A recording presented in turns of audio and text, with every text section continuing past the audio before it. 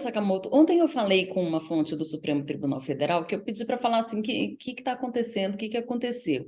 E aí a fonte falou assim, é o caos total. Não, não é o caos. A gente sabe que essas pessoas, elas se alimentam do caos, do aparente caos, mas não é exatamente caótico o movimento. As pessoas sabiam muito bem o que queriam destruir e quais os espaços elas queriam ocupar à força. Por exemplo, essa simbologia da subida da rampa uma semana depois de Lula ter subido a rampa do Palácio do Planalto. Isso que o Flávio Dino destacou durante a coletiva, né? Que foi uma tentativa, assim, de ruptura da institucionalidade, como você bem disse, foi rompida a legalidade, mas a institucionalidade não foi rompida. Muito pelo contrário. Durante esses movimentos, enquanto eles estavam acontecendo, muitas pessoas, muitas fontes questionaram, será que isso vai ser colocado na conta do Lula, né? Porque, afinal de contas, é a segurança da parte decisória mais importante do país geograficamente, né? Onde o poder está todo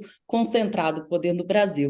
E não aconteceu isso. O que aconteceu? Na verdade, o presidente Lula se pronunciou logo depois e chegou a Brasília e foi pessoalmente ao Palácio do Planalto, ao Supremo Tribunal Federal e ao Congresso Nacional para ver de perto os estragos. No Supremo Tribunal Federal, ele conversou com a ministra Rosa Weber, conversou com os ministros Dias Toffoli e Luiz Roberto Barroso, que estavam aqui em Brasília.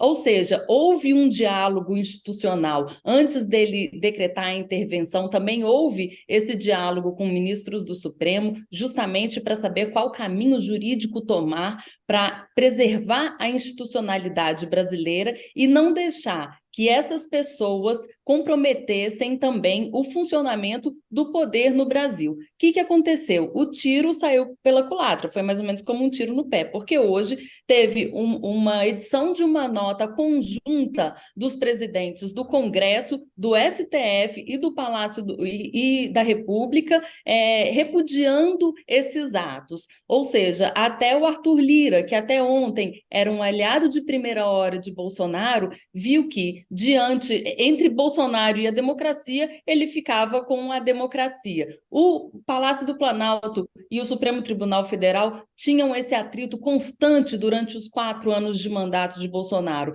Hoje, o que a gente vê? Um relacionamento totalmente institucionalizado, um canal de diálogo totalmente aberto entre o presidente da República e o Supremo Tribunal Federal diante de uma crise. Então, os 3 poderes, eles se uniram de uma forma uníssona contra esse tipo de movimento. Foi uma forma também de dizer ou você é democrático ou você é bolsonarista. Não dá para ser as duas coisas ao mesmo tempo, Sakamoto.